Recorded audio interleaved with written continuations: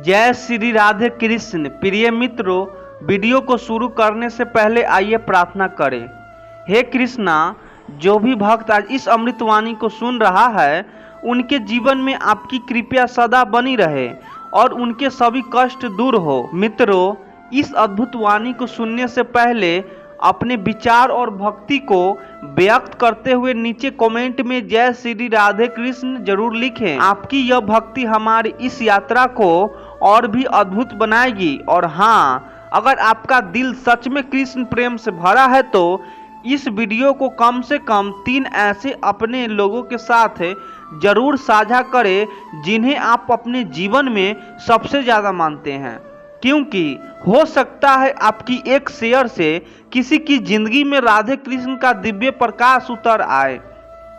साथ ही यदि आप हमारे चैनल युवा इंस्पायर्ड पर नए हैं तो अभी सब्सक्राइब करें और घंटी के बटन को दबाएं ताकि आप हमारी हर नई भक्ति यात्रा का हिस्सा बन सके।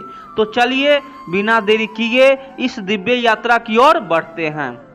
श्री कृष्ण कहते हैं, हे अर्जुन, जो कर्म करता है और फल की चिंता नहीं करता वही सच्चा योगी है। जैसे किसान बीज बोता है और फिर निश्चित हो जाता है कि समय के साथ फसल उगेगी, वैसे ही तुम भी कर्म करो, परिणाम की प्रतीक्षा करो, लेकिन चिंता मत करो। अब जरा सोचिए, जीवन में कितनी ही बार ऐसा होता है कि हम मेहनत करते हैं, दिल से, ईमानदारी से, किसी परीक्षा की तैयारी में रातें जागते हैं, किसी रिश्ते को निभाने के लिए खुद को पीछे रखते हैं, किसी काम को इतना गहराई से करने के लिए उसमें अपना सब कुछ लगा देते हैं, लेकिन फिर भी जब हमें उसका फल नहीं दिखता तो मन डोलने लगता है। हम सोचने लगते हैं कि क्या मेरी मेहनत बेकार गई, क्या यह सब करने का कोई फायदा नहीं। लेकिन यही वह मोड़ होता है जहां धैर्य की असली परीक्षा शुरू होती है। जैसे कोई किसान एक बीज बोता है, वह जानता है कि अगले ही दिन पेड़ नहीं उगेगा, उसे पानी देना पड़ेगा, सूर्य की किरणों का इंतजार करना होगा, समय समय पर जड़ में खाद डालनी होगी और सबसे जरूरी इंतजार करना होगा। उस बीज को अंकुरित बनते हुए देखने का धैर्य रखना होगा। उसे इस बात की विश्वास होता है कि बीज में शक्ति है, प्रकृति न्याय करती है और उसका परिश्रम व्यर्थ नहीं जाएगा। अब सोचिए, अगर वह किसान हर रोज खुदाई करने लगे कि बीज अंकुरित हुआ या नहीं, तो क्या वह कभी पेड़ बन पाएगा? नहीं।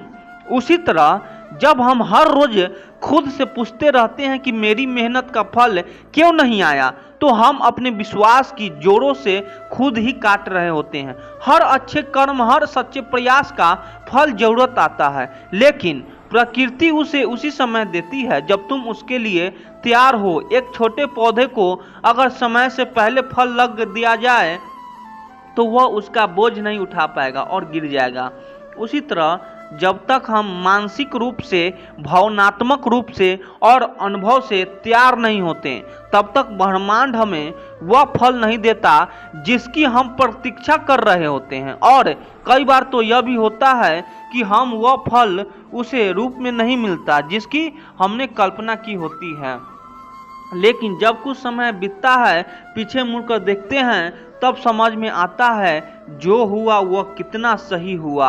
हमने जो मेहनत की थी उसने हमें भीतर से कितना मजबूत कर दिया और हमें उस जगह जाकर खड़ा कर दिया जहां हम पहले कभी सोच भी नहीं सकते थे। एक साधारण विद्यार्थी जो लगातार मेहनत करता है लेकिन उसे एक दो बार असफलता मिलती है, वह अगर हार मान ले तो उसकी मेहनत व्यर्थ चली जाती है। लेकिन अगर वह डटा रहे तो तीसरी या चौथी बार में जब उसे सफलता मिलती है तो वह केवल परिणाम नहीं होता है, वह एक प्रमाण होता है उसके धैर्य, विश्वास और सतत कर्म का। इसीलिए जब तुम्हारा मन कहे कि सब कुछ किया फिर भी कुछ नहीं हुआ, तब अपने अंदर उस किसान को तलाशो जिसने बीज बोया और प्रतीक्षा की। विश्वास के साथ उसे न भाग्य पर संदेह था, न बीज की गुणवत्ता पर, क्योंकि उसने मेहनत की थी और मेहनत कभी व्यर्थ नहीं जाती।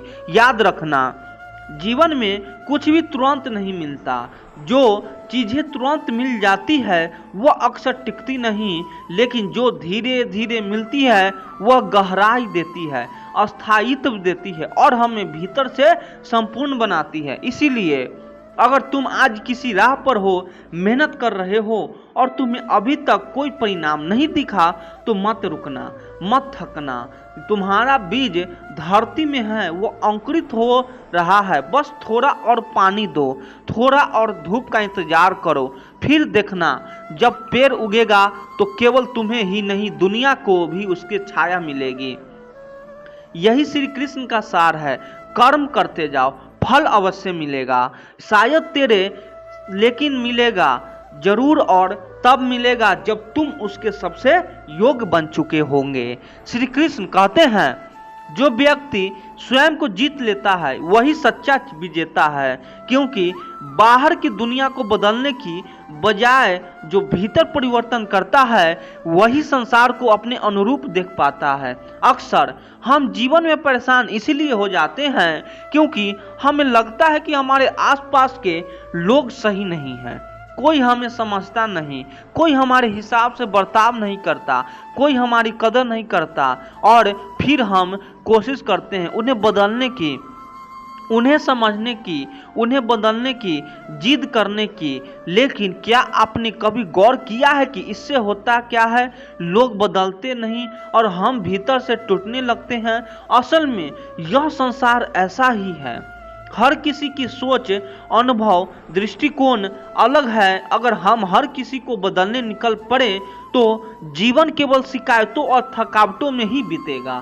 लेकिन जब हम खुद को बदलना शुरू करते हैं, जब हम अपने भीतर की दृष्टि, अपनी सोच, अपने कर्मों में परिशुद्धता लाते हैं, तो वही संसार जो पहले हमें कठिन लगता था अब आसान लगने लगता है। समझो जैसे किसी ने आंखों पर धूल लगी चश्मा पहन रखा हो और वह चारों तरफ धुंध देखे, उसे लगे कि दुनिया गंदी है, लेकिन असल में गंदगी उसकी आंखों पर है। अगर वह चश्मा साफ कर ले तो दुनिया पहले जैसे ही है, बस उसे देखने का तरीका बदल गया। ऐसे ही जब हम अपने व्यवहार को, अपनी सोच को, अपने कर्मों को बेहतर बनाते हैं तो हमें रिश्तों में भी सुलझाव दिखाने लगते हैं, कामों में भी सरलता आने लगती और जीवन की जटिलताएं भी हल होने लगती है।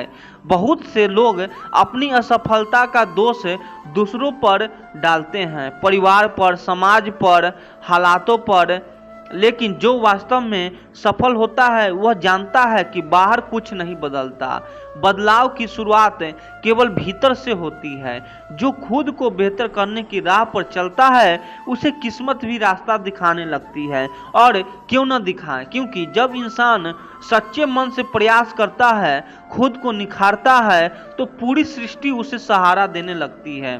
अगर आपके चारों ओर नकारात्मक है तो कोशिश मत करो क्योंकि सब पॉजिटिव हो जाए। अपने मन को पॉजिटिव बनाओ। धीरे धीरे या तो नकारात्मक लोग खुद हट जाएंगे या वह भी बदलने लगेंगे, क्योंकि आपकी ऊर्जा ही उन्हें छूने लगेगी और फिर शिकायतों वह भी खुद ब खुद कम हो जाएगी। क्योंकि जब हम खुद की जिम्मेदारी लेने लगते हैं तो हमें दूसरों को दोष देने की जरूरत ही नहीं पड़ती। हम जान जाते हैं कि हमें अपने कर्मों पर ध्यान देना है और बाकी सब अपने समय पर ठीक होता चला जाएगा। एक नदी को देखो, वह कभी पहाड़ों से टकराकर शिकायत नहीं करती कि यह बांधा क्यों है। वह या तो रास्ता खोज लेती है या नया रास्ता बना देती है। अगर वह हर चट्टान से उलझाने लगे तो आगे बढ़ने ही न पाए, लेकिन वह बहती है क्योंकि वह जानती है कि चलना ही समाधान है। जीवन भी वैसा ही है। हर शिकायत से ऊपर उठकर कर्म करते रहो, अपने आप को सुधारते हुए, अपने भीतर की रोशनी को बढ़ाते हुए। तब देखना जिन रास्तों को तुम बंद समझते थे वहीं से रोशनी की एक किरण आएगी और वह रोशनी तुम्हारे भीतर से निकलेगी। यही सच्चा परिवर्तन है जो दूसरों को बदलने से नहीं, खुद को निखारने से आता है। और जब यह होता है तो भाग्य भी तुम्हारा साथ चलने लगता है और किस्मत अपने आप रास्ता बना देती है। तो बस शिकायतें छोड़ दो, बदलाव की शुरुआत खुद से करो। दुनिया अपने आप बेहतर लगने लगेगी। श्री कृष्ण कहते हैं, हे अर्जुन, यह जीवन शीर्ण भंगुर है, जो समय बीत गया वह लौट कर नहीं आता, इसीलिए जो भी करना है उसे इसी क्षण में पूर्ण करो, क्योंकि यही क्षण तुम्हारा सत्य है। अब जरा सोचिए, जीवन की सबसे बड़ी विडंबना क्या है? यही कि हम सब जानते हैं कि समय सीमित है, लेकिन फिर भी उसे टालते रहते हैं। मन में कई सपने होते हैं, कई इच्छाएं होते हैं, लेकिन उन्हें पूरा करने की शुरुआत आज नहीं करते। हम सोचते हैं कल से करेंगे, थोड़ा और समय मिल जाए, थोड़ा मन बना ले, और इसी कल में जिंदगी बीत जाती है। पर सच तो यह है कि कर्म का हर क्षण केवल एक क्षण नहीं होता, वह भाग्य को आकार दे रहा होता है। जिस काम को आप आज करना टाल रहे हैं, वही काम कल आपकी किस्मत को बना या बिगाड़ सकता है। और जब आप उस कर्म को टालते हैं तो आप केवल एक कार्य नहीं टाल रहे, आप उस भविष्य को भी टाल रहे हैं जो उस कर्म से जुड़ा था। मान लीजिए एक विद्यार्थी है जिसने ठान लिया कि आज से पढ़ाई शुरू करेगा, लेकिन जैसे ही वह सोचता है, मन कहता है अभी मुंड नहीं है, कल से सही, और फिर कल आता है, नहीं समय बीतता जाता है, और अंत में जब परीक्षा सामने आती है तो उसके पास पछतावे के अलावा कुछ नहीं होता। और तब वह सोचता है काश उस दिन शुरू कर देता, ऐसा ही होता। रिश्तों में भी कोई अपनों से रूठा है, सोचता है कल बात कर लूंगा, अभी मन नहीं है, लेकिन कल कभी नहीं आता। और कभी कभी तो अपने के साथ वह पल भी नहीं रहते, और फिर वही इंसान सारी उम्र इस बात का बोझ उठाता है कि कह तो सकता था, माफी मांग सकता था, पर मैंने टाल दिया। समझो, समय वह मिट्टी है जिसमें तुम्हारे कर्म के बीज बोए जाते हैं। अगर तुम समय रहते बीज नहीं बोओगे तो तुम कभी फल की उम्मीद नहीं कर सकते। जो लोग अपने हर क्षण को कर्म में लगते हैं, वही लोग समय के साथ चलना नहीं सीखते, वह समय को अपने साथ चला लेते हैं। इतिहास उठाकर देखो, चाहे वो अर्जुन हो, चाणक्य हो, विवेकानंद हो, या फिर आज के सफल लोग हो, सबकी एक ही आदत थी, अब मैं जीना और अब मैं करना। उन्हें मालूम था कि हर टाली गई घड़ी एक दरवाजा बंद कर सकती है, और हर पूरी की गई घड़ी एक नया मार्ग खोल सकती है। कई बार हम सोचते हैं कि परिस्थितियां अनुकूल हो तब करेंगे, लेकिन सच्चाई यह है परिस्थितियां कभी भी पूरी तरह से अनुकूल नहीं होती। जो व्यक्ति अपने समय को साथ लेता है, वही व्यक्ति हालातों को भी अपने पक्ष में कर लेता है, क्योंकि समय के साथ चलना ही कर्म का धर्म है, और कर्म का धर्म ही जीवन को दिशा देता है। अब सवाल उठता है, अगर मैंने समय गंवा दिया और तो क्या सब खत्म हो गया? नहीं, श्री कृष्ण ने गीता में यही तो सिखाया, हर क्षण एक नया आरंभ हो सकता है। यदि तुम अभी से कर्म में लग जाओ, समय भले ही बीत गया हो, लेकिन अगर तुम इस क्षण को पकड़ लो तो आने वाला कल तुम्हारा हो सकता है। तो आज काम करना, चाहे वह पढ़ाई हो, कोई माफी मांगना हो, कोई नया व्यापार शुरू करना हो, अपनी सेहत का ध्यान रखना हो, मत टालो, क्योंकि यह आज जो तुम्हें बहुत छोटा और मामूली लग रहा है, यही तुम्हारे कल की नींव बन रहा है। और याद रखो, एक साधारण सा क्षण अगर सजगता से जिया जाए तो वह असाधारण भाग्य रच सकता है। तो उठो, अभी से शुरू करो, यही क्षण तो तुम्हारा है, यही कर्म तुम्हारा भविष्य गढ़ रहा है, और यही समय तुम्हारे भाग्य को रच रहा है। श्री कृष्ण कहते हैं, हे अर्जुन, जब जीवन की डोर कांपने लगे, जब संकट सामने खड़ा हो और मन भ्रम में हो, तब भी अगर मनुष्य अपने धर्म पर अडिग रहे, अपने कर्म से ना डगमगाए, वही सच्चा योद्धा है। अब सोचिए, कठिन समय किसके जीवन में नहीं आता? कोई भी इंसान इसे अछूता नहीं है। कभी धन की कमी, कभी सपनों से धोखा, कभी समाज की नफरत, कभी स्वास्थ्य की सार। बुरा वक्त हर किसी की परीक्षा लेता है, लेकिन बुरे वक्त में सबसे बड़ी परीक्षा होती है क्या हम फिर से अच्छा कर्म कर पा रहे हैं। ज्यादातर लोग बुरे हालातों में दो राहों पर खड़े हो जाते हैं। एक तरफ होता है सही रास्ता जो कठिन होता है, और दूसरी तरफ होता है आसान रास्ता जो छल कपट और असत्य भरा होता है। और यही से तय होता है कि इंसान जीतता है या हारता है। जो इंसान बुरे वक्त में भी ईमानदारी से, सच्चाई से, मेहनत से कर्म करता है, वह आज भले ही टूटता नजर आए लेकिन वह भीतर से बहुत मजबूर हो रहा होता है, और यही मजबूती वक्त के साथ उसे ऊपर उठाती है। एक किसान की कल्पना कीजिए, मौसम बिगड़ गया है, खेत सूखे पेड़ है, लोग कह रहे हैं कि अब मेहनत मत कर, बारिश नहीं आएगी, लेकिन वह किसान फिर भी रोज सुबह उठता है, हल चलाता है, बीज बोता है, क्योंकि उसे अपने कर्म पर विश्वास है। बाकी लोग आराम कर रहे हैं लेकिन वह मेहनत कर रहा है, और जब एक दिन बारिश आती है वह सूखी जमीन सबसे हर खेतों में बदल जाती है, क्योंकि उसने बुरे वक्त में भी अच्छा कर्म करना नहीं छोड़ा। यही बात एक बेटे पर लागू होती है जो अपने पिता के इलाज के लिए दिन रात मेहनत करता है, ईमानदारी से पैसे जोड़ता है, दूसरों की तरह गलत रास्ते नहीं चुनता।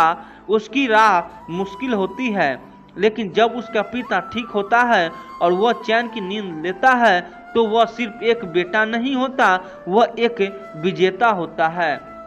बुरे वक्त में अच्छाई को थामे रखना बहुत कठिन है, क्योंकि दुनिया आपको बार बार गिराने की कोशिश करती है। आपके मन में भी सवाल उठते हैं, क्या फायदा अच्छे कर्म का जब फल ही नहीं मिल रहा। लेकिन जो इन सवालों से लड़ते, जो अपने नैतिक मूल्यों पर टिके रहते हैं, वही एक दिन अपने कर्मों से खुद अपनी तकदीर लिखते हैं।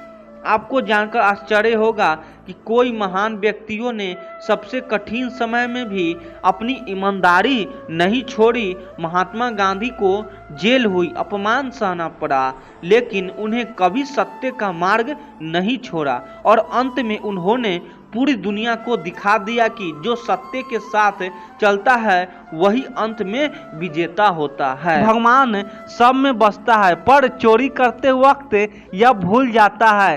प्रेम करते वक्त समझता है कि सारी दुनिया ईश्वर ने बनाई है, पर नफरत करते वक्त यह भूल जाता है, और फिर भी मनुष्य अपने आप को बुद्धिमान समझता है। जय श्री राधे कृष्ण मित्रों, आपका हार्दिक स्वागत है आपके अपने चैनल युवा इंस्पायर्ड पर, जहां हम आपके जीवन को सकारात्मक दिशा देने का प्रयास करते रहते हैं। हम आपसे आग्रह करते हैं कि इस वीडियो को अंत तक जरूर देखें, और अगर आपको हमारा यह प्रयास पसंद आए तो वीडियो को लाइक करें और नीचे कमेंट में जय श्री राधे कृष्ण लिखें।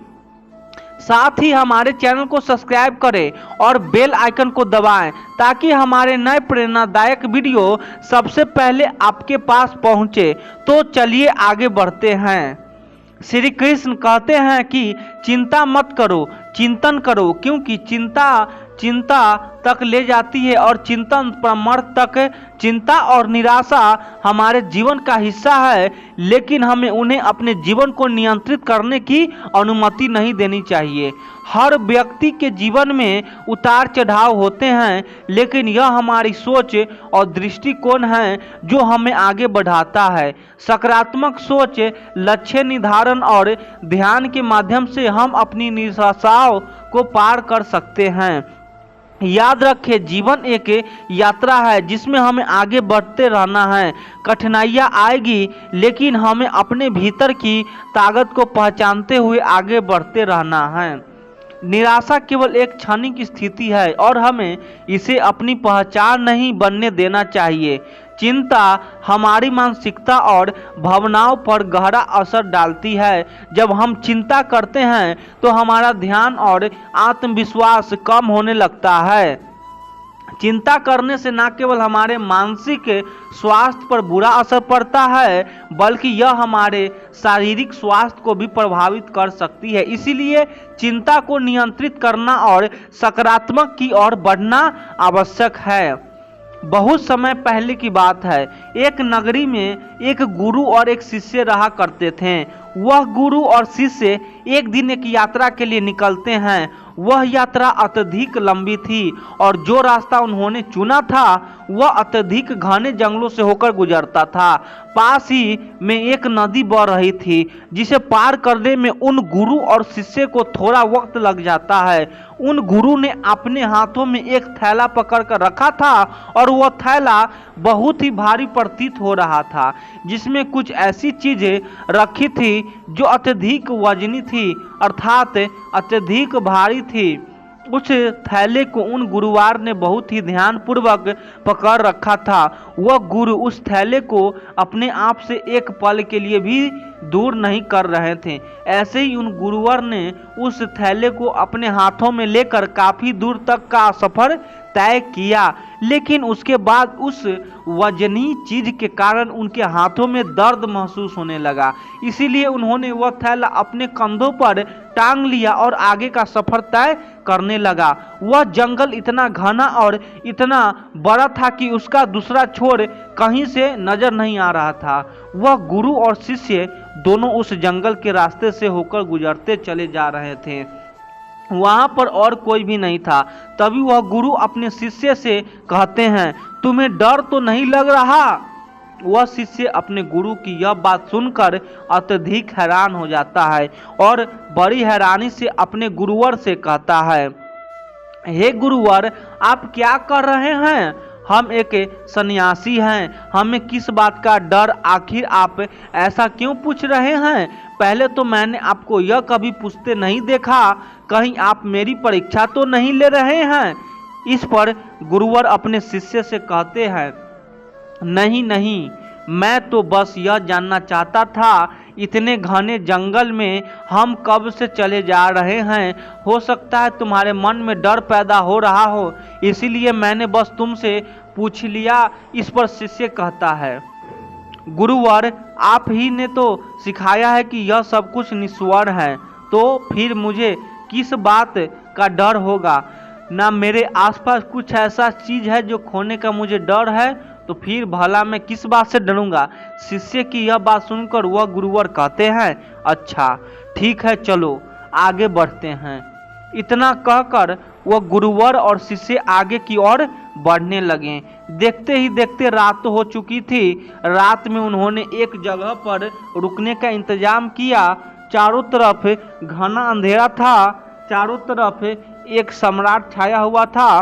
तभी वह गुरुवर अपने शिष्य से कहते हैं, आज रात हम यहीं पर रुक जाते हैं और अगली सुबह हम अपनी यात्रा फिर से प्रारंभ करेंगे। वह शिष्य अपने गुरु की बात मान लेता है। कुछ देर बाद वह गुरु अपने शिष्य से कहते हैं, कहीं तुम्हें भय तो नहीं लग रहा? यह बात सुनकर वह शिष्य एक बार फिर से अपने गुरुवर से कहता है, हे गुरुवर, मुझे किस बात से डर लगेगा? मैंने कोई गलत कार्य नहीं किया और ना ही मेरे पास खोने के लिए कुछ है। आप मेरी चिंता ना करें, मुझे कोई डर नहीं लग रहा। आप चैन से सो जाएं, आखिर हम कल सुबह आगे यात्रा भी तो पूरी करनी है।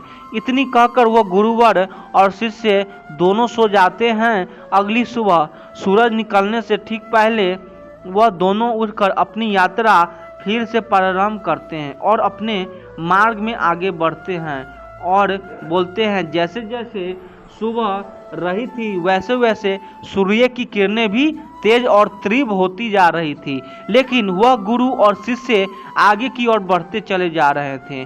देखते ही देखते दोपहर का वक्त हो चुका था और अब उन महात्मा को जोरों की प्यास लग चुकी थी। दोनों ने जैसे तैसे उस घने जंगल को पार किया और उसके बाद जो गांव पड़ता था उसमें जाकर कुछ देर के लिए विश्राम किया। तभी वह गुरु अपने शिष्य से कहते हैं, मुझे जोरों की प्यास लगी है, मेरे लिए पानी लेकर जाओ। इस पर शिष्य दौड़ा दौड़ा गांव के कुएं के पास जाता है। वहां से पानी निकालकर वह अपने गुरुवर को देता है। पानी पीते पीते वक्त वह गुरुवर अपने उस थैले को अपने शिष्य को थमा देते हैं। वह थैला अत्यधिक भारी था। शिष्य ने जब उसे अपने हाथों में लिया तो वह यह समझ चुका था कि यह गुरुवर पहले से ही अपने थैले में कुछ ऐसा लिए घूम रहे हैं जिसके कारण इनके मन में कुछ डर उत्पन्न हो रहा है। वह यह सोचने लगा कि उसके गुरुवर उससे कुछ न कुछ छुपा रहे हैं, जरूर कोई बात है। जब उसने उन गुरुवर के थैले में हाथ डाला तो उसे थैले में उसे एक सोने की ईंट मिली। उसने सोने की ईंट को निकालकर बाहर फेंक दिया और उसमें पत्थर की एक ईंट भर दी। गुरुवर ने पानी पीने के बाद तुरंत ही उस थैले को फिर से अपने हाथों में ले लिया और अपने शिष्य से कहते हैं, जाओ तुम भी पानी पी लो, अब हमें आगे का सफर तय करना है। शिष्य भी पानी पीकर आता है और उसके बाद वे दोनों सफर में आगे की ओर बढ़ चलते हैं। तभी उन्हें एक व्यक्ति मिलता है और वह उन गुरु से कहता है, हे गुरुवर, इस गांव में रहना ठीक नहीं है। इस गांव में अत्यधिक चोर रहते हैं और यहाँ पर बहुत चोरियां होती है। यहाँ पर अक्सर लोगों का सामान चोरी हो जाता है। यह सुनकर वह गुरुवर अत्यधिक घबरा जाता है और अपने शिष्य से कहते हैं, हमें यहाँ से जल्दी जल्दी निकलना चाहिए, हमें अपने मार्ग में तेजी से आगे बढ़ना चाहिए। इस पर शिष्य अपने गुरुवर से कहता है, हे गुरुवर, आप निश्चित तो हो जाइए, अब हमें किसी भी प्रकार का कोई खतरा नहीं है और ना ही अब आपको डरने की कोई आवश्यकता है। अपने शिष्य के मुख से यह बात सुनकर वह गुरुवर अपने शिष्य से कहते हैं, तुम इतने विश्वास के साथ यह कैसे कह सकते हो कि अब हमें डरने की कोई आवश्यकता नहीं है। इस पर शिष्य अपने गुरु से कहता है, हे गुरुवर, जिस सोने की ईंट के कारण आप घबरा रहे थे, जिसे आपने शुरू में लेकर अब तक ढोया था, जिसका वजन आप लेकर इधर उधर घूम रहे थे, उसे मैंने कब का फेंक दिया है। इसीलिए वह खतरा अब टल चुका है। अब वह खतरा हमारा पीछा नहीं कर सकता। इसलिए आप निश्चित हो जाइए और अब आपको डरने की कोई भी आवश्यकता नहीं है। अपने शिष्य की यह बात सुनकर वह गुरुवर अपने थैले में हाथ डालकर देखते हैं तो उन्हें एक साधारण सा पत्थर मिलता है। तब वो अपने शिष्य से कहते हैं, इसमें जो सोने की ईंट की थी वो कहाँ गई। इस पर वह शिष्य कहता है, हे गुरुवर, जो आपकी परेशानी का कारण बना हुआ था, जो आपके डर का कारण बना हुआ था, मैंने उसे निकाल कर फेंक दिया है और उसकी जगह पर यह पत्थर की ईंट मैंने आपके थैले में रख दी थी ताकि आपको इसके बारे में जानकारी ना हो सके।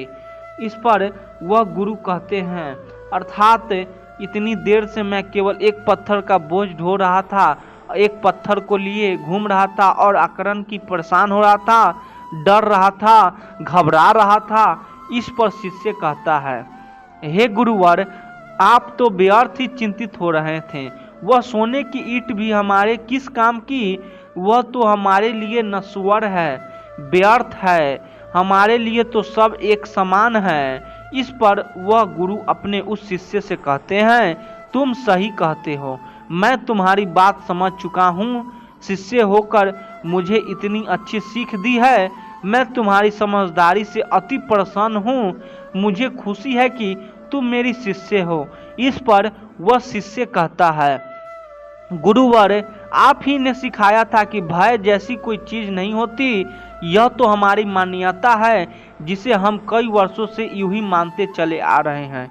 लेकिन यदि हम ध्यान से वास्तविकता को देखेंगे तो सत्य का ज्ञान होगा कि ऐसा कुछ नहीं होता। यदि व्यक्ति के भीतर भय बसा हुआ है तो कोई भी चीज उसे डरा सकती है, और यदि व्यक्ति भीतर से कमजोर नहीं है तो ताकतवर है तो उसे कोई नहीं हरा सकता। जरूरत है तो खुद को यह बताने की हम जो कुछ भी सोच रहे हैं, हमारे भीतर जो कुछ भी चल रहा है, यह सब एक कल्पना है और कुछ नहीं, जिसे हम बेवजह ही कई वर्षों से ढो रहे हैं, इसका वजन संभाल रहे हैं। भगवान कहते हैं, हर बार संभाल लूंगा, गिरो तुम चाहे जितने भी बार, पर गुजारिश है कि कभी मेरी नज़रों से मत गिरना। खिल सको तो फूल की तरह खिलो, जल सको तो दीप की तरह जलो, मिल सको तो दूध में पानी की तरह मिलो। यही जीवन का नीति, यही प्रतीत होनी चाहिए। अपनी किस्मत को दोष मत देना, इंसान बनकर पैदा हुए हो, इसे अच्छी बात और क्या हो सकती है। गुलाब कांटों में भी मुस्कुराता है और आप भी प्रतिकूलता में मुस्कुराइए, लोग आपको गुलाब की तरफ प्रेम करेंगे।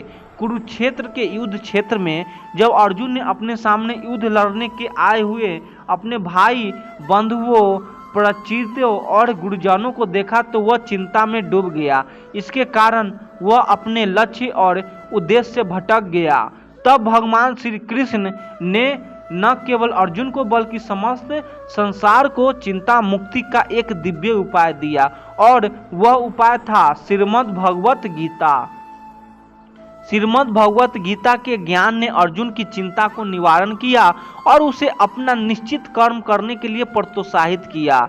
इसीलिए कान्हा कहते हैं, चिंता नहीं चिंतन करो। जीवन को सकारात्मक के साथ जीने की कोशिश करें और हर दिन को एक नई शुरुआत के रूप में देखें। आपके भीतर जो शक्ति है वह किसी भी चुनौती का सामना कर सकती है। इसलिए हमेशा मुस्कुराते रहिए और आगे बढ़ते रहिए। मित्रों, जब समय आपके विपरीत चल रहा हो तो शांत रहना सबसे बेहतर होता है। श्रीमद् भगवत गीता में भगवान श्री कृष्ण कहते हैं कि जो होने वाला है वह होकर ही रहता है और जो नहीं होने वाला है वह कभी नहीं होता। ऐसा निश्चय जिनकी बुद्धि में होता है उन्हें चिंता कभी नहीं सताती है।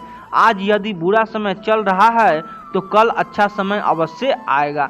आप केवल निस्वार्थ भाव से अपना निश्चित कर्म करते रहिए, क्योंकि देखा जाए तो यही तो आपके साथ में है। हमारे द्वारा किए गए किसी भी कर्म का परिणाम क्या होगा या हमें उसका क्या फल मिलेगा और कब मिलेगा, यह तो सिर्फ ऊपर वाला ही जानता है।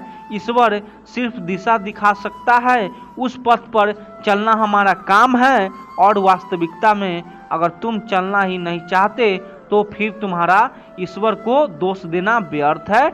जिंदगी में कितनी भी दुख आ जाए कभी उनसे भागना मत, क्योंकि जितना भी कोशिश कर लो मुसीबत आपका पीछा कभी नहीं छोड़ेगी। इसीलिए मुसीबतों से भागो मत, बल्कि निर्भय होकर उनका डटकर सामना करो। ईश्वर सिर्फ मिलाने का कार्य करते हैं, संबंधों में दूरियां या नजदीकियां बढ़ाने का कार्य मनुष्य स्वयं करता है। मन के झूठ पकड़कर कई दफा हम अपने सच से दूर भागे रहे होते हैं। हम नहीं जानते या जानना ही नहीं चाहते कि आखिर हम चाहे क्या रहे हैं। एक तरफ कहेंगे कि हम अमुक व्यक्ति को देखना नहीं चाहते, पर फिर कहेंगे कि वे बात क्यों नहीं कर रहे हैं। कभी कहेंगे कि किसी से कोई उम्मीद नहीं है, फिर चाहेंगे भी कि दूसरे हमारे लिए कुछ करे। इस तरह एक साथ दो विरोधी विचार हमारे दिमाग में चल रहे होते हैं, हमें उलझा रहे होते हैं। ऐसे में कुछ पल ठहरे, अपने विरोधी विचारों को देखें, कुछ देर उन विचारों के साथ समय बिताएं और फिर सोच विचार कर निर्णय लें। भगवान श्री कृष्ण कहते हैं, व्यक्ति को सदैव बुराई से बचकर रहना चाहिए। अगर कोई बुरा कर्म करता है तो वह कर्म उसको अपने जीवन में भोगना ही पड़ता है। जिस प्रकार सैकड़ों गायों के बीच बछड़ा अपनी मां को खोज लेता है, ठीक उसी प्रकार कर्म का फल आपको हजारों की भीड़ में भी खोज लेगा। माधव कहते हैं, किसी जीव को कष्ट देकर आप मुझे खुश नहीं देख सकते। श्री कृष्ण जगत के स्वामी हैं, वह कण कण में निवास करते हैं। छोटे छोटे जीव के हृदय में ईश्वर का वास होता है। उस जीव को कष्ट का अनुभव होना ईश्वर को कष्ट का अनुभव कराता है। इसीलिए किसी भी जीव को कष्ट देना ईश्वर को कष्ट देना के समान है। मृत्यु एक अटल सत्य है जिसे कभी बदला नहीं जा सकता है। इस संसार का जब से निर्माण हुआ है तब से जन्म मृत्यु का चक्र चलता आ रहा है। जिस प्रकार मनुष्य अपने पुराने वस्त्रों को त्याग कर नए वस्त्र धारण करता है, ठीक उसी प्रकार आत्मा पुराने व्यर्थ शरीर को त्याग कर नए शरीर को धारण करती है। यह प्रकृति का नियम है। इस सत्य को स्वीकार करके भय मुक्त होकर आज में जीना चाहिए। ज्ञानी व्यक्ति ना तो मरने वाले को शोक करते हैं और ना ही उनका शोक करते हैं जो अभी जिंदा है, क्योंकि वह जानते हैं कि जो मर गया वह फिर से जन्म लेगा और जो जिंदा है वह एक दिन जरूर मरेगा। श्री कृष्ण कहते हैं, हे अर्जुन, संसार में हर अनुभव को पूरा कर पाना संभव नहीं होता। जीवन की पूर्णता अधूरे में ही छिपी है। जो अधूरा है वही मनुष्य को भीतर से जोड़ता है, गहराई देता है और आत्मा के सच्चे स्वरूप से मिलता है। हम जब जीवन की ओर देखते हैं तो अक्सर एक भ्रम साथ लेकर चलते हैं कि हर कहानी को अंत तक पहुंचना चाहिए, हर रिश्ता अंतिम सांस तक निभाना चाहिए और हर सपना साकार होना चाहिए। लेकिन जीवन की सच्चाई इससे बिल्कुल अलग है। बहुत बार ऐसा होता है कि कुछ रिश्ते अचानक टूट जाते हैं, कुछ ख्वाहिशें बस ख्याल बनकर रह जाती है और कुछ बातें हम कह ही नहीं पाते जो दिल में रह जाती है। अधूरी या अधूरापन हमें परेशान करता है, भीतर से चुभता है। लेकिन क्या आपने कभी सोचा है कि यही अधूरी बातें हमारे जीवन के सबसे खूबसूरत हिस्से क्यों बन जाती है? इसीलिए नहीं कि वह खत्म नहीं हुई, बल्कि इसीलिए कि हमने उन्हें अपने भीतर सहेज कर रखा है। जैसे कोई चिट्ठी जो अधूरी रह गई हो, या कोई मुलाकात जो कभी दोबारा नहीं हो सकी, या कोई इंसान जो जिंदगी में आया तो सही पर नहीं सका। इन सब की स्मृति कहीं गहराई में बैठ जाती है, क्योंकि जब कोई बात अधूरी रह जाती है तो वह हमारे मन के सबसे नरम कोने में एक कोमल स्पर्श छोड़ जाती है। वह पूर्ण नहीं होती पर सबसे ज़्यादा महसूस की जाती है। हम अक्सर यही सोचते हैं कि अगर उस दिन हमने वह एक बात कह दी होती या अगर थोड़ी और कोशिश की होती तो शायद वह रिश्ता आज भी साथ होता। लेकिन जीवन एक रेखा नहीं है, यह एक लहर है और हर लहर किनारे तक नहीं पहुंचती। कुछ लहरें बस दिल की मिट्टी को छूकर लौट जाती है, मगर एक अमिट छाप छोड़ जाती है। इसीलिए जरूरी नहीं है कि हर कहानी एक कलेजिंग चैप्टर हो। कुछ कहानियाँ बस एहसास बनकर रह जाती है, जैसे बचपन की वह एक दोस्ती जो वक्त के साथ खो गई, लेकिन जब भी कोई पुराना गाना बजता है तो वह चेहरा सामने आ जाता है। या जैसे कॉलेज का वह सपना जो कभी पूरा नहीं हुआ, लेकिन आज भी जब हम चुपचाप बैठे होते हैं तो आंखों के कोनों में उसकी झलक महसूस होती है। जो अधूरी चीज़ें हैं वह हमेशा पूरी चीज़ों से ज़्यादा जगह घेरती है, हमारे अंदर, हमारे जज्बातों में और हमारी यादों में। क्योंकि पूर्ण चीज़ एक दिन बंद हो जाती है, लेकिन अधूरी चीज़ें हमेशा खुली रहती है। वह सवाल बनकर हमारे साथ चलती है और यही सवाल हमें सिखाते हैं, गढ़ते हैं। जब हम यह समझ जाते हैं कि हर बात का अंत नहीं जरूरी, हर यात्रा का मंजिल तक पहुंचना जरूरी नहीं, तब हमें भीतर से शांति मिलने लगती है। क्योंकि तब हम जीवन से लड़ना छोड़ देते हैं, हम उसे वैसा स्वीकारने लगते हैं जैसा वह है, अधूरा लेकिन सुंदर। अधूरापन कोई कमी नहीं बल्कि एक सौंदर्य है। जैसे कोई कविता जो अधूरी रह जाए, लेकिन उसे अधूरेपन में ही पाठक को अपने अर्थ ढूंढने की जगह मिलती है, वैसे ही अधूरी बातें हमें अपनी भावनाओं को महसूस करने का अवसर देती है। इसीलिए जब तुम्हें लगे कि कोई बात अधूरी रह गई है, कोई मुलाकात, कोई सपना, कोई रिश्ता, तो उसे खत्म समझकर दुखी मत हो, उसे संजो लो। क्योंकि जीवन की सबसे गहराई भरी अनुभूतियों उन्हीं अधूरी बातों में छुपी होती है।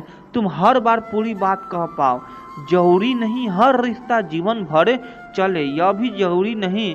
कभी कभी कोई एक पल, एक मुस्कान, एक शब्द ही काफ़ी होता है जीवन भर के लिए, और यही जीवन की सच्चाई है। अधूरा होकर भी पूरा होना।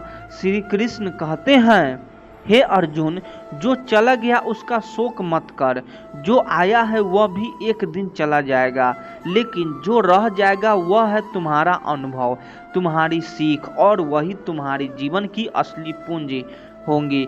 जीवन एक अनवरत यात्रा है जहां हर मोड़ पर कोई आता है और कोई चला जाता है। कभी कोई अपना साथ चलता है तो कभी अचानक एक दिन सब कुछ छोड़कर चला जाता है। हम सोचते हैं कि अब सब खत्म हो गया, वह रिश्ता, अब वह साथ, वह हमें लम्हे, लेकिन सच तो यह है कि कुछ भी खत्म नहीं होता। जो चला गया वो दरअसल हमें कुछ सिखा कर गया, चाहे वो कोई रिश्ता हो, कोई दोस्ती, कोई प्रेम या कोई संघर्ष। हर अनुभव अपने साथ कोई न कोई सीख लेकर आता है और वही सीख जीवन के अगले पड़ाव में हमारे लिए दीपक का काम करती है। जब कोई हमें छोड़कर चला जाता है, वह चाहे इंसान हो या कोई स्थिति, तो पहले पहल दुख होता है, खालीपन लगता है। हमें लगता है कि जैसे कुछ छीन गया, जैसे कोई हिस्सा खो गया। लेकिन कुछ समय बाद जब हम अनुभव को दोबारा मन में लाते हैं तो पाते हैं कि उसने हमें भीतर में से कितना बदल दिया है। उसने हमें परिपक्व किया है, सहनशील बनाया और हमें वह सिखाया जो कोई किताब नहीं सिखा सकती। कल्पना कीजिए एक ऐसे मित्र की जो बहुत प्रिय था लेकिन अचानक दूर हो गया। उस मित्र ने चाहे हमें दुख दिया हो या सुख, पर उसकी वजह से हमने भरोसे की गहराई समझी। हमने यह सीखा कि हर रिश्ता अनंत नहीं होता और हर साथ अस्थायी नहीं होती, और यही समझ हमें आने वाले जीवन में रिश्तों को और बेहतर ढंग से निभाना सिखाती है। या फिर कोई ऐसा समय बात कीजिए जब जीवन बहुत कठिन था, कोई परीक्षा, कोई आर्थिक संकट या मानसिक संघर्ष। उस समय ने शायद आपको तोड़ भी होगा, रुलाया भी होगा, लेकिन आज जब आप उस समय के पीछे मुड़कर देखते हैं तो महसूस करते हैं कि वह द्वार आपको मजबूत बना गया। उस दौर ने आपकी सोच को एक नई दिशा दी, आपकी आत्मा को एक नई गहराई दी। श्री कृष्ण ने गीता में यही तो सिखाया है कि जीवन में जो भी घटता है वो व्यर्थ नहीं जाता। हर घटित घटना हमारे भीतर कोई बीज बो जाती है जो भविष्य में फल देता है। अगर कोई चला भी गया तो उसके साथ हमारा रिश्ता नहीं गया, उसकी यादें, उसकी बातें और सबसे जरूरी उसकी दी हुई सीख है, वह आज भी हमारे साथ है। कई बार हम किसी से बहुत जड़ से जाते हैं, उनका जाना हमें भीतर से तोड़ देता है, लेकिन वक्त के साथ हमें पाते हैं कि उनका हमारे जीवन में आना और फिर जाना दोनों ही उद्देश्यपूर्ण थे। उन्होंने हमें कुछ सिखाया, हमें उस दिशा में बढ़ाया जहां हमें जाना था, और इसीलिए उनका जाना भी एक तरफ से आशीर्वाद ही था। जीवन में हर इंसान, हर पल, हर परिस्थिति एक शिक्षक है जो हमें सिखाता है कि हम कैसे सोएं, कैसे जिएं, कैसे गिरें और फिर उठ खड़े हों। कुछ लोग हमें प्रेम सिखाते हैं, कुछ हमें त्याग, कुछ हमें धैर्य और कुछ हमें आत्मनिर्भरता, और यह सबक इतने गहरे होते हैं कि वे किसी ग्रंथ से कम नहीं होते। इसीलिए जब हम कहते हैं जो चला गया वह सिखाया कर गया, तो उसका अर्थ केवल किसी के जाने का नहीं होता, बल्कि उस अनुभूति को गहराई का होता है जो हमारे भीतर बस जाती है। और यही अनुभूति हमारी दृष्टि बदल देती है, हमारे विचारों को नया आकार देती है। हम जितना अधिक जीवन को सीखने के रूप में स्वीकार करते हैं, उतना ही हम भीतर से समृद्धि होते हैं। इस समृद्धि को कोई छीन नहीं सकता, कोई चुरा नहीं सकता। यह वही पूंजी है जो श्री कृष्ण ने अर्जुन को युद्ध भूमि में दी थी, आत्मबोध की पूंजी। तो अगर तुम्हारे जीवन में कोई चला गया है, कोई प्रिय, कोई मित्र, कोई सपना, कोई समय, तो उसके जाने का शोक मत करो। बस एक पल रुको और सोचो कि वह तुम्हें क्या सिखा कर गया, क्योंकि वह सीख ही तुम्हारे आगे का मार्गदर्शन करेगी। यही जीवन की सच्चाई है। लोग आएंगे जाएंगे, पर जो वे सिखा जाएंगे वही तुम्हारे जीवन आगे ले जाएगा। श्री कृष्ण कहते हैं जो मौन है वह भी बहुत कुछ कह रहा है, केवल वही सुन सकता है जो हृदय से सुनना जानता है। शब्दों से अधिक बल मौन में ही, क्योंकि वहाँ आत्मा बोलती है। हम अक्सर सोचते हैं कि जिंदगी में हर बात का उतार शब्दों में देना जरूरी है। हर स्थिति में मुस्कुराना जरूरी है और हर दर्द को हंसी में छुपा लेना ही समझदारी है। लेकिन यह हमेशा सच नहीं होता। कभी कभी हंसते चेहरे के पीछे एक थका हुआ मन होता है और कभी कभी चुप रहने वाला इंसान सबसे ज्यादा कुछ कह रहा होता है। मौन एक ऐसी भाषा है जो कोई जुबान नहीं बोलता पर हर दिल इसे समझ सकता है। जब शब्द थम जाते हैं तब मौन बोलता है और उस मौन की आवाज़ इतनी गहरी होती है कि वह आत्मा तक पहुंचती है। कभी अपने सोचा है कि जब हम बहुत ज़्यादा थक जाते हैं भावनाओं से, दुनिया की चहल पहल से, रिश्तों की उलझनों से, तब हम चुपचाप हो जाते हैं। उस चुप्पी में कोई डर नहीं होता है, कोई भागना नहीं होता है, बल्कि वहाँ एक सुकून होता है, जैसे हम अपने भीतर लौट रहे हों। खुद से मिलने, हर बार मुस्कुराना, हर बार हंसते रहना, यह भी एक बोझ बन जाता है अगर वह केवल दूसरों को दिखाने के लिए हो। दुनिया कहती है मुस्कुराते रहो, लेकिन दिल कहता है थोड़ा रुक जाओ, बस चुप रहो, खुद को सुनो। मौन हमें वह बातें सुनाता है जो भीड़ भरी दुनिया से हमें भूल जाते हैं। वह हमें अपनी भावनाओं से जोड़ता है, हमारे भीतर के सच से मिलवाता है। जब कोई अपना कुछ कहे बिना सिर्फ हमारे पास बैठ जाता है, कोई शब्द नहीं बस मौन, तब हमें सबसे ज़्यादा सुकून मिलता है, क्योंकि वह मन भी एक संवाद होता है। आपने देखा होगा कई बार जब दिल बहुत भारी होता है तो हम किसी को कुछ कह नहीं पाते, बस एक गहरी सांस लेते हैं और चुपचाप बैठे रहते हैं। उस समय ना शब्दों की जरूरत होती है ना हंसी की, बस एक मौन की जरूरत होती है जो हमारे दर्द को बिना कहे समझ सके। मौन हमें खुद के और दूसरे के करीब लाता है। वह एक पुल की तरह है जो शब्द से भरी खाई को पार करता है। जब हम किसी को पूरी तरह से समझ नहीं पाते तो मौन उसे समझने का सबसे सख्त माध्यम बन जाता है। जीवन के कुछ सबसे गहरे अनुभव बिना बोले घटते हैं। माँ जब बिना कुछ कहे अपने बच्चों को माथा सहलाती है, वह मौन ही तो है, पर उसमें कितना अपनापन मिलता है। जब दो दोस्त किसी गहरी बात पर चुप हो जाते हैं और एक दूसरे की आंखों में देख लेते हैं, वहाँ भी मौन होता है, लेकिन वहाँ मौन हर शब्द से ज़्यादा बोल जाता है। और कभी कभी यह मौन हमें अपने आप से मिलाता है। जब हम चुप रहते हैं तो बाहर की आवाज़ें धीमी हो जाती है और अंदर की आवाज़ तेज।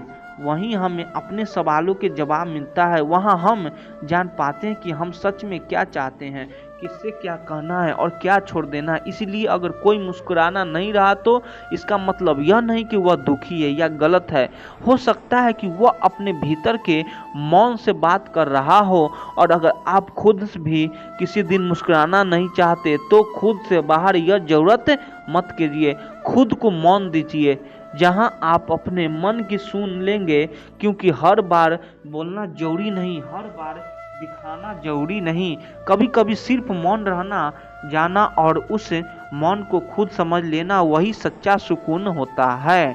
यही मौन हमें जीवन की सबसे बड़ी भाषा सिखाता है।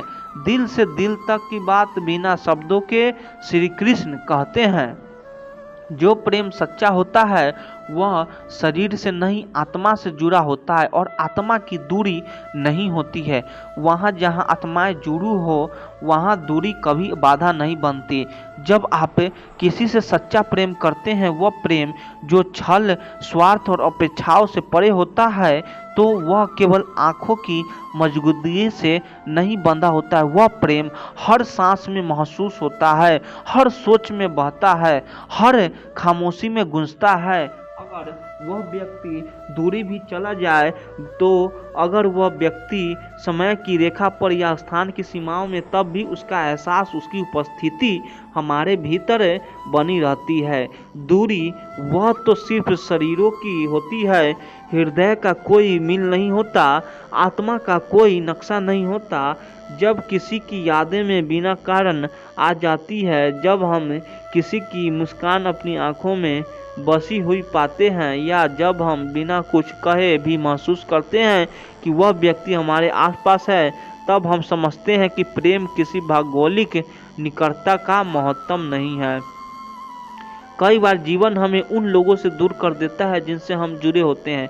समय, परिस्थितियाँ, जिम्मेदारियाँ या कभी कभी मृत्यु, यह सभी हमें उनसे अलग कर सकता है। लेकिन अगर वह प्रेम सच्चा हो तो उसका एक अलग ही रूप उधार है कर वह एक एहसास बनकर हमारे साथ जाता है, और यह वही प्रेम जो नज़दीकी की परिभाषा बदलता है। हमने अक्सर देखा है जब कोई प्रियजनों हमारे साथ नहीं होता तब भी हम उसे महसूस करते हैं। उसकी कही बातें, उसकी हंसी, उसका गुस्सा, उसका अपनापन और सब कुछ हमारे साथ चलता है। जब हम कोई मुश्किल समय से गुजरते हैं तो यादों से ढूंढता सहारा, और अजीब बात यह है कि उस पल से वह हमारे बहुत पास महसूस देता है। इस प्रेम में कोई दिखावा नहीं होता, कोई मंच नहीं होता है, सिर्फ एक मौन संवाद होता है, एक व्यक्ति जुड़ाव होता है जो हर दूरी को मिटा देता है। शायद इसीलिए जब कोई सच्चा प्रेम करता है तो वह कभी किसी से पूरी तरह अलग नहीं हो पाता। प्रेम केवल साथ रहने का नाम नहीं है, प्रेम है बिना साथ के भी जुड़कर रहना। वह प्रेम जो केवल बातचीत से नहीं बल्कि मौन समझ से चलता है। जब दो लोग एक दूसरे के ख्यालों में बसी हो तो वह कहीं भी हो एक दूसरे के भीतर ही रहते हैं, और यही तो ईश्वर ने हमें सिखाया है। श्री कृष्ण और राधा को देखिए, उनका प्रेम शारीरिक उपस्थिति से परे था। वे एक दूसरे के जीवन में नहीं थे, लेकिन एक दूसरे के भीतर समाये हुए थे। जब राधा बांसुरी की ध्वनि सुनती थी तो कृष्ण की उपस्थिति महसूस होती थी। जब कृष्ण ध्यान में बैठते थे तो राधा की छवि उनके सामने होती थी। यह कोई साधारण प्रेम नहीं था, यह एक आत्मा से आत्मा का जुड़ाव था, जहां दूरी केवल एक भ्रम थी। आज के समय में भी हम यह अनुभव करते हैं जब हम किसी की बहुत याद करते हैं और उसी समय उसका कोई संदेश आ जाता है, या जब हम किसी के ख्यालों में होते हैं और वह व्यक्ति बिना बताए हमें फ़ोन कर देता है, तब हम समझते हैं कि यह प्रेम की ताकत है जो समय और दूरी को पार कर जाती है। इसीलिए अगर आपने भी किसी को सच्चे मन से चाहा है और वह आज आपके पास नहीं है तो दुखी मत होइए।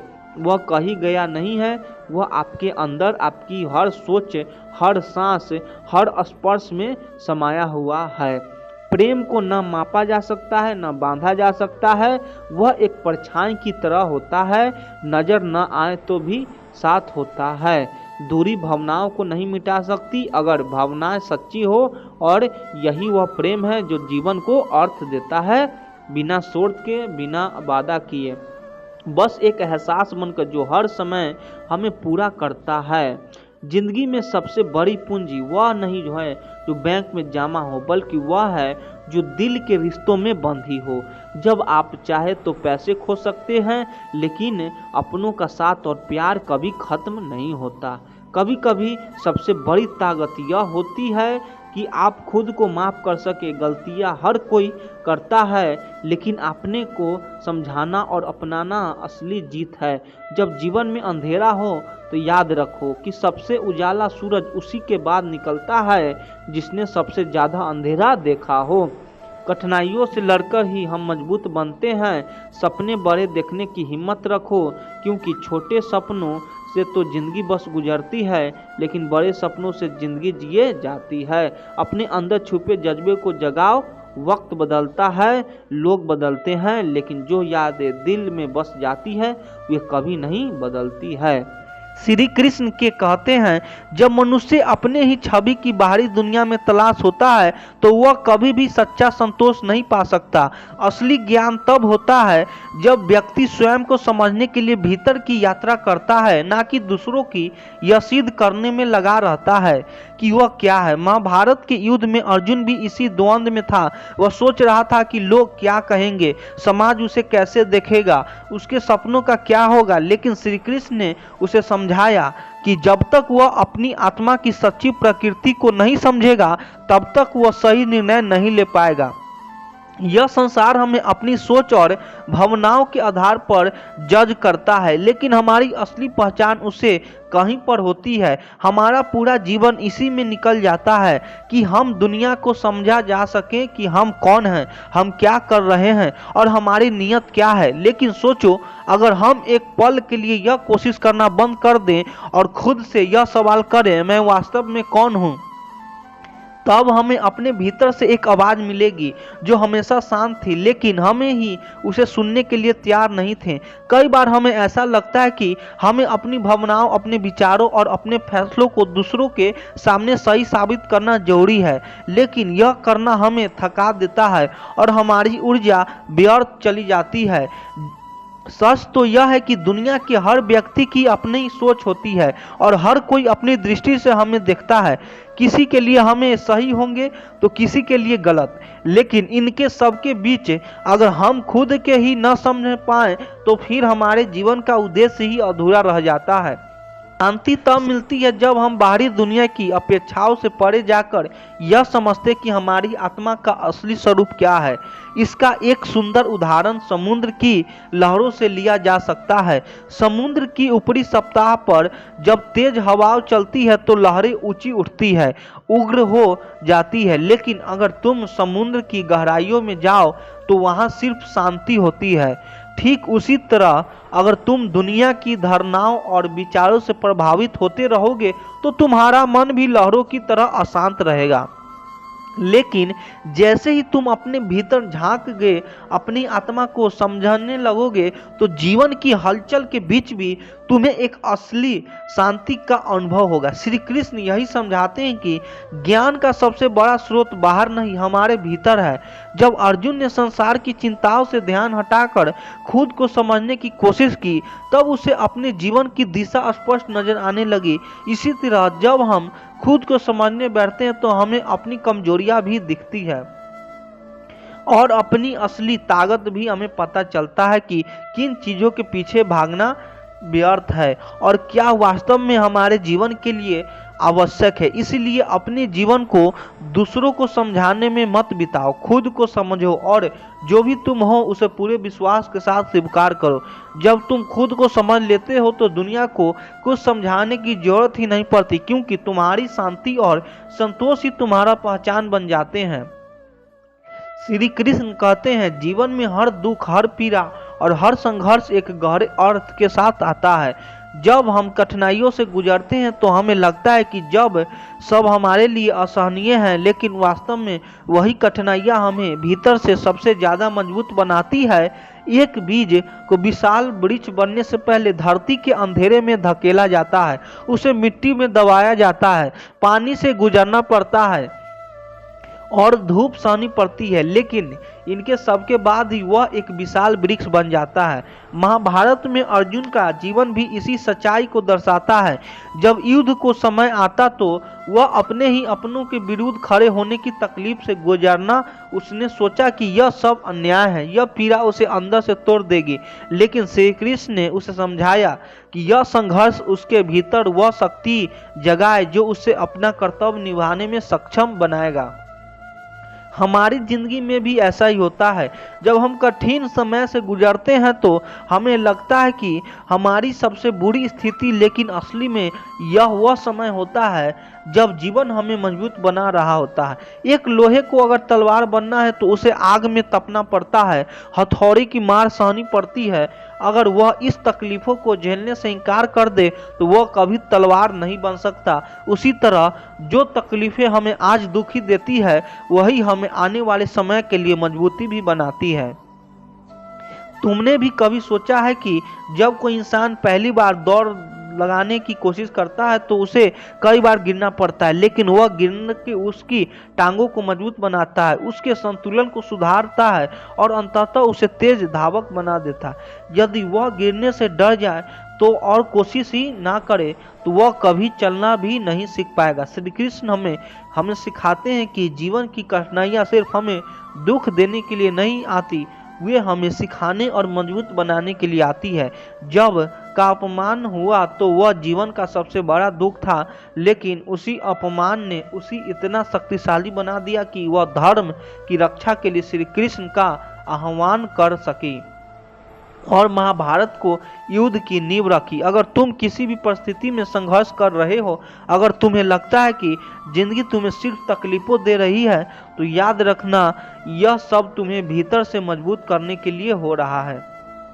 जैसे ही तुम इन कठिन पल को स्वीकार कर लोगे, वैसे ही तुम देखोगे कि वे तुम्हें भीतर के एक नए रूप से ढाल रहे हैं। इसीलिए अपने संघर्षों को देखकर दुखी मत हो, बल्कि यह सोचो कि यह समय तुम्हें किस तरह मजबूत बना रहा है, क्योंकि जब यह समय बीत जाएगा तो तुम पहले से कहीं ज्यादा मजबूत और आत्मनिर्भर बन चुके होगे।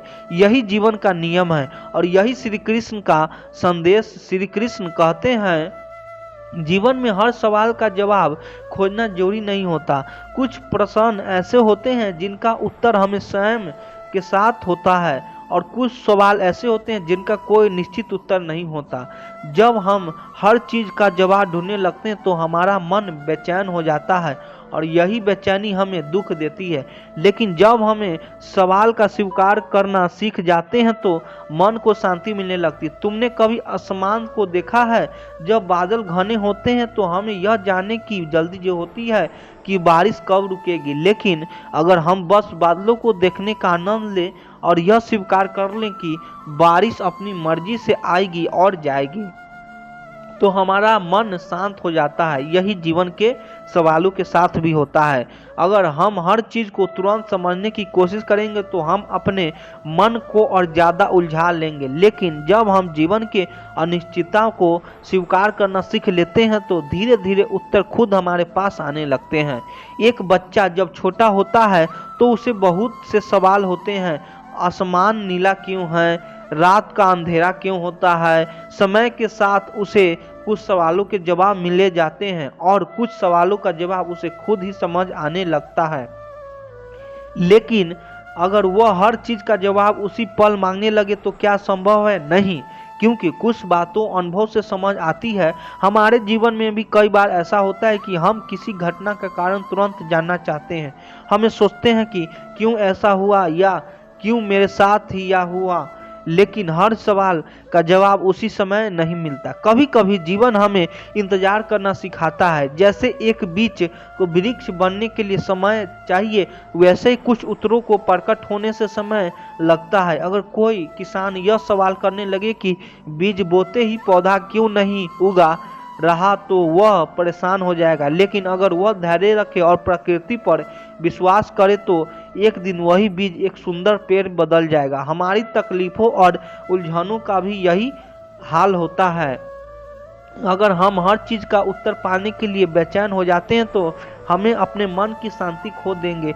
लेकिन अगर बस यह स्वीकार कर ले कि कुछ सवालों का उत्तर समय के साथ मिलेगा तो हम भीतर से शांति का अनुभव करने लगेंगे। तुम्हें अपने जीवन में कोई भी कठिन सवाल परेशान कर रहा है तो उसे जरूर सोचो, लेकिन जब तुम्हें जवाब न मिले तो उसे जबरदस्ती खोजने की कोशिश मत करो। बस उसे स्वीकार करो और आगे बढ़ते रहो। जब सही समय आएगा तो उत्तर खुद तुम्हारे सामने आ जाएगा। यही श्री कृष्ण का संदेश है। हर सवाल का जवाब उसी पल खोजना जरूरी नहीं, बस जीवन का धारा को समझना और उसे स्वीकार करना सबसे बड़ी शांति है। श्री कृष्ण कहते हैं, शांति बाहरी की दुनिया में नहीं बल्कि हमारे भी तरह है। जब हम अपने मन में पुराने बोझ, पछतावे और नकारात्मक भावनाओं को पकड़े रहते हैं, हम कभी सच्ची शांति महसूस नहीं कर सकते। लेकिन जब हम खुद को और दूसरों को माफ करना सीख जाते हैं तो मन हल्का हो जाता है और भीतर से एक असीम शांति का अनुभव होता है। तुमने कभी देखा है कि जब कोई नदी बह रही होती है तो अगर उसे कोई बाहरी पत्थर डाल दिया जाए तो वह जगह रुकने लगती है, लेकिन जैसे ही वह पत्थर हट जाता है पानी फिर से सहज रूप से बहने लगता है। ठीक इसी तरह हमारे मन में भी जब तक शिकायतें, पछतावा और क्रोध भरे रहते हैं तब तक हमारा जीवन भी रुकावट से भरा रहता है। लेकिन जब हम इन भावनाओं को छोड़ देते हैं तो हमारा मन एक शांति नदी की तरफ बहने लगती है। कई बार हम दूसरों की गलतियों की पकड़कर बैठे रहते हैं। हमें लगता है कि जब तक वे माफ़ी नहीं मांगेंगे तब तक हम उन्हें माफ़ नहीं करेंगे, लेकिन सोचो इससे नुकसान किसका हो रहा है। अगर कोई व्यक्ति तुम्हें एक जलता हुआ कोयला दे और तुम उसे हाथ में पकड़ कर रखो तो जलना किसे पड़ेगा? तुम्हें ही ना, कि उस व्यक्ति को जिसने तुम्हें वह कोयला दिया था। ऐसा ही क्रोध और शिकायतों के साथ होता है। जब हम किसी को माफ़ न करते तो असल में हम खुद को ही कष्ट दे रहे होते हैं। हमारे मन में एक बोझ बना रहता है और यह बोझ हमारी शांति छीन लेती है। लेकिन जब हम माफ़ कर देते हैं तो यह ऐसा होता है जैसे हम जलता हुआ कोयला छोड़ दें, तभी हम सच्ची शांति का अनुभव होता है। खुद को माफ़ करना भी उतना भी जरूरी है। कई बार हम अपने ही फैसले को लेकर पछतावे में जीते हैं। हम सोचते हैं कि काश मैंने ऐसा न किया होता, या मुझसे यह गलती क्यों हो गई। लेकिन अगर हम बीते हुए समय को बदल ही नहीं सकते तो उसे पर पछतावा करना हमें सिर्फ और तकलीफ देगा। जब तक हम खुद को माफ़ नहीं करेंगे तब तक हम उसे मानसिक बोझ से बाहर नहीं निकाल पाएंगे। अगर कोई पक्षी उड़ना चाहता है लेकिन अपने पंखों पर भारी बोझ बांध ले तो क्या वह कभी ऊंचाई तक पहुंच पाएगा? नहीं, क्योंकि वह बोझ उसे नीचे खींचेगा। उसी तरह जब तक हम अपने भीतर से भरे पुराने दुख, पछतावे और नाराजगी को नहीं छोड़ते तब तक हम अपने जीवन में आगे नहीं बढ़ सकते। श्री कृष्ण हमें यही सिखाते हैं कि शांति किसी बाहरी अस्थायी व्यक्ति का परिस्थिति में नहीं होती। यह सिर्फ तब तक मिलती है जब तक हम अपने मन को उन भावनाओं को मुक्त कर लेते हैं जो हमें नीचे खींचती है। अच्छे वीडियो लगे तो चैनल को सब्सक्राइब कर दीजिए। आप लोग सपोर्ट करिए। धन्यवाद।